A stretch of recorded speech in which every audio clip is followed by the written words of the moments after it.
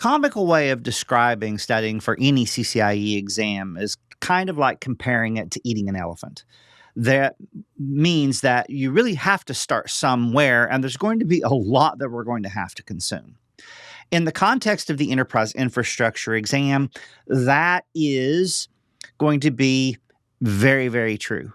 Now, if we were to step back and start taking a look at this, a lot of times we can run into some issues with regard to trying to prepare because studying can be so complex. Now, the way that I try to break things up is what I want to do is I want to define a high order goal. So specifically, let's say that our goal is going to be to pass the CCIE Enterprise Infrastructure exam. Now, what we would do is we would describe that as our long-term goal, what we would refer to as our long arc goal. And again, like I said, the objective here would be to successfully accomplish this specific task. However, the problem with this is going to end up being that this task is going to have a beginning and it's going to have an end that is really difficult to kind of wrap our minds around. Because when we start looking at what's going on, there's a lot of steps to enable this mechanism. In other words, there's going to be a lot of things that we're going to need to study. Now, I'm getting you guys on the tail end of the CCIE classes that Narbik has taught in his boot camp. My main focus here is not going to be on the entire infrastructure configuration, but instead all I'm really doing is I'm focusing on the software-defined functionality for SDA plus SD-WAN, as well as the automation component of this exam. So I have a much narrower scope than what you guys have currently been preparing, but keep in mind that does not necessarily mean that we are not going to have to deal with a lot of heavy lifting. So as an example, this goal that I'm describing is probably going to take a month or more. So you could be studying just what we're going to be talking about here for a month or longer. And again, the moment we start adding time to our studies, it becomes very difficult for us to be able to visualize what it is that we're trying to accomplish. And as a direct result of that, we can sometimes find ourselves dealing with this being a very intimidating process. And I don't want anyone to be intimidated. Because what we're going to do is we are actually going to take all of this information, and what we're going to do is we're going to bisect and break this up into more manageable constructs. Now, what I'm getting at is I want us, in the course of the materials that we're going to be dealing with, we're actually going to take this entire process of taking and passing the CCIE Enterprise Infrastructure exam as it relates to software-defined functionality. And what we're going to do is we are going to break it up into more manageable components. Now, what I mean by this is that we are going to come into this overall construct, this overall infrastructure. And what we're going to do is we're going to break it up into some distinct goals. Now, obviously, we are going to have an ultimate beginning, which is typically going to be where we are actually going to start. And then what we're going to obviously do is we're going to move to the idea of being finished. Now, I would take exception to the word finished because in some regards, we're just starting our journey, but this is going to be the start of our CCIE preparation all the way to the end. So in other words, we know what these objectives are. So the first part of this has begun with taking the class. You're a part of this boot camp. You've attended Narbik's lectures. You're doing the labs, and we're working through this entire process. And the ultimate goal of this is going to be we want to know what our CCIE number is. Because we all know that we want to be able to pass this exam immediately and, move on with our lives. That's going to end up being the ultimate objective with regard to all of this effort. But the thing that we need to keep in mind is that this effort, it should not be all-consuming. And we should come up with a way, a structured mechanism to allow us to be able to break all of this material up into more manageable bits. Now, we're going to do that by taking this, what we refer to as our long arcing goal. And what we're going to do is we're going to break it up into multiple smaller, more manageable goals. We will call these goals sprint goals. Now, what am I getting at? Well, a sprint goal for us would be focusing on one of the three primary subjects that we have to deal with inside of the Enterprise Infrastructure Blueprint as it relates specifically to SD-WAN, SDA, as well as programmability. So what I could do is I could create three distinct sprint goals. My first sprint goal would be, what I'm going to do is I'm going to do everything humanly possible to deal with and learn everything that I need to know about SD-WAN in order to be able to pass the exam. Don't have to become a rocket scientist in SD-WAN. I have to know enough to satisfy and pass the lab exam based on everything that has been defined inside of the blueprint. Yes, Cisco give us a detailed listing of the subjects that we need to know that might not necessarily be broken up into their most granular components, but we have a set of instructions. And the instructions we're going to take and we're going to turn that into a roadmap. What I'm talking about right now is how we're going to navigate the path that we're going to define. We're going to focus first on SD-WAN. And guess what? That's not going to take months. That might take a week or more. So now we're talking about weeks, not necessarily months or months. And when we start looking at what's going on inside of this sprint goal that I'm describing of mastering SD-WAN for the purposes of the exam, what we're going to do is we're actually going to configure a series of steps inside of this effort, and we are going to make reference to those as our step goals. Now, step goals can be accomplished in the matter of hours or possibly days with regard to learning enough to be competent enough to pass the exam. So what we're illustrating here is going to be, again, a way of being able to break all of this information up into more manageable pieces. So as an example, one of these individual step goals might be something like SDA OMP, learning and studying OMP. Now, in all honesty, OMP will probably be spanning across multiple step goals, but if we break these up into more manageable bits, again, what we're trying to do is we're trying to get a handle on the overall effort that we're going to have to exert in order to be able to learn all that we need to learn. And again, we have other topic domains that we need to deal with. So it should stand to reason, and I'm going to draw at least two more arrows in this illustration.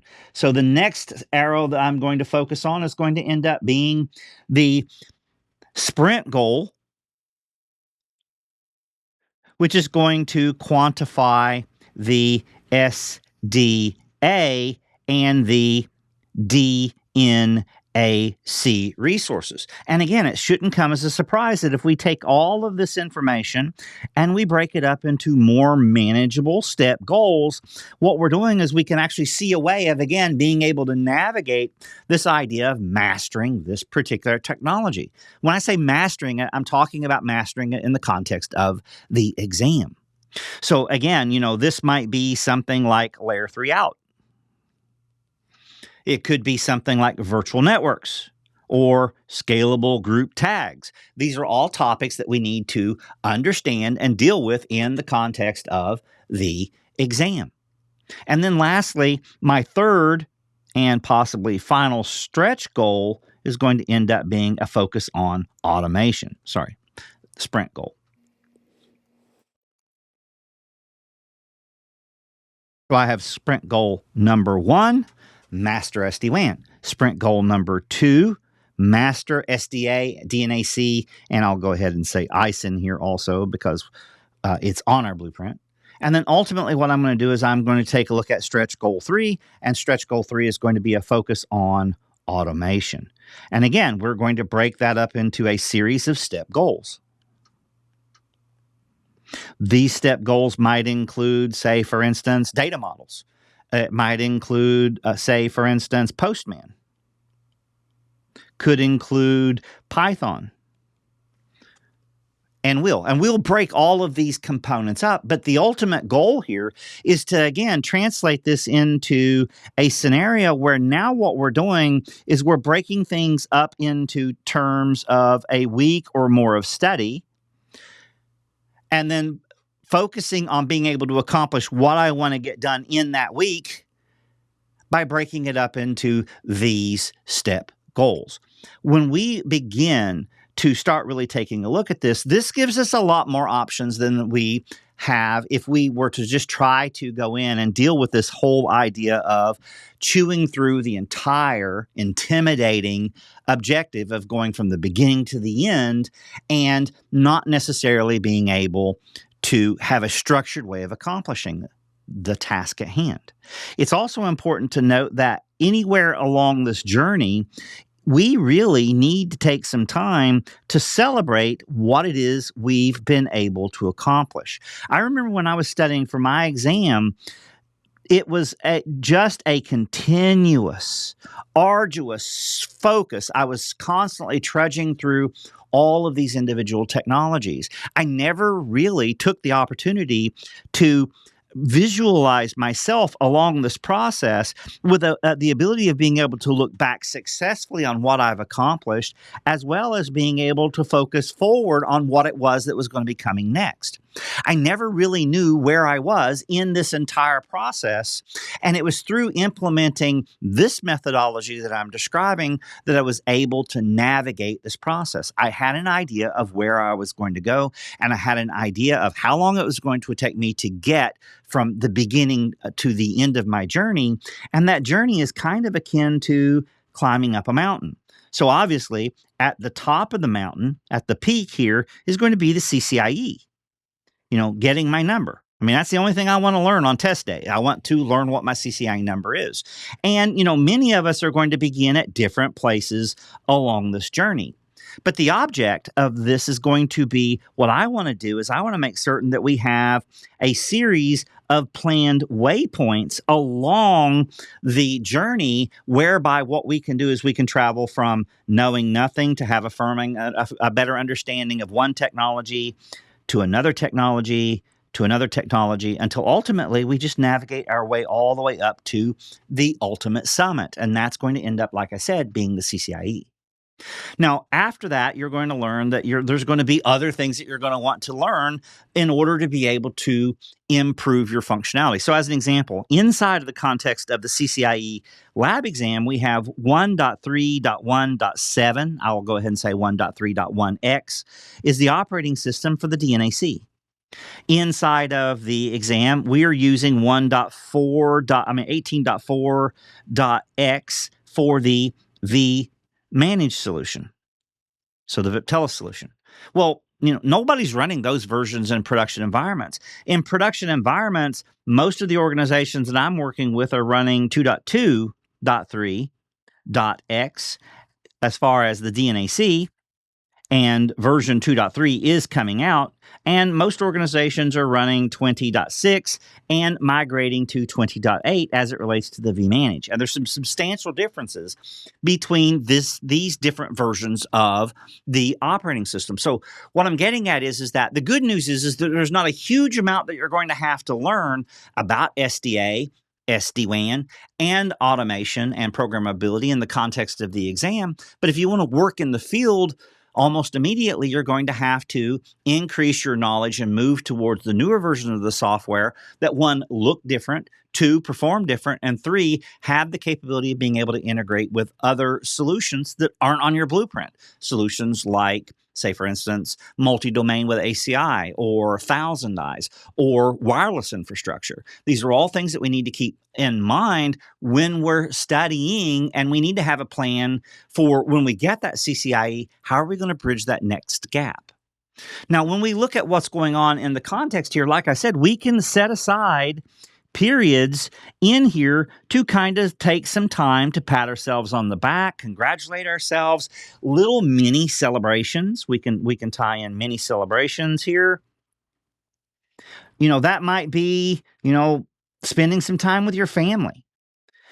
So many people honestly think that in order to become a CCIE, it's necessary to sacrifice your personal life.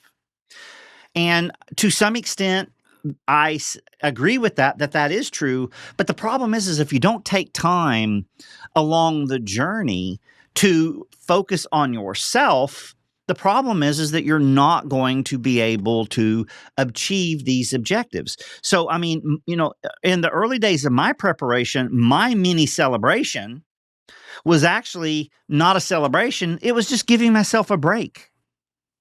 A day of no study. Play some Dungeons & Dragons with the boys. Just kick back and watch some Netflix or something.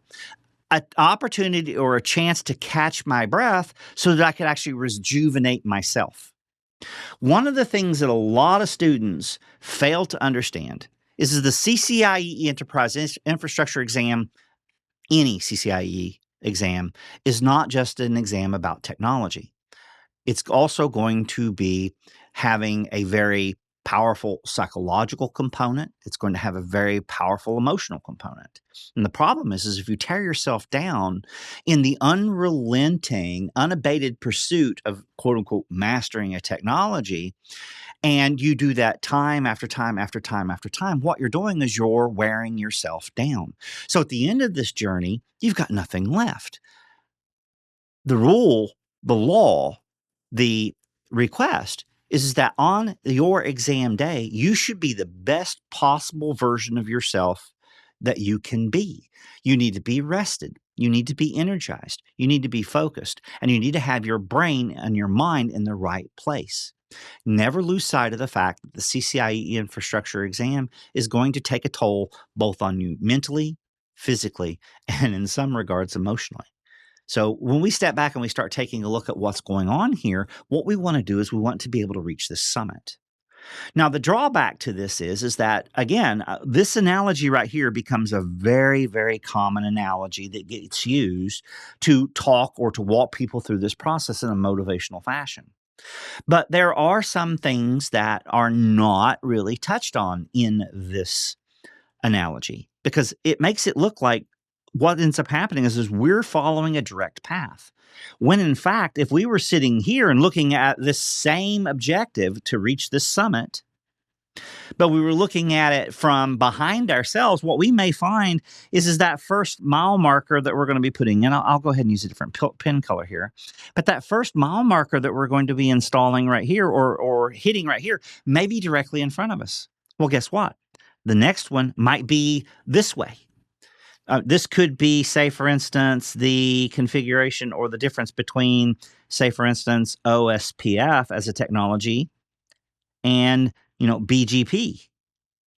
Well, guess what? The next milestone may be all the way over here. So what we're doing is we're traveling this way.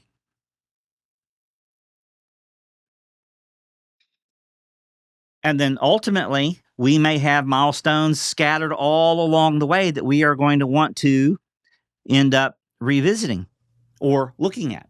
Now, the drawback to this is that, well, what happens if by the time I get here and I'm focusing on MPLS and I don't remember what I learned about BGP?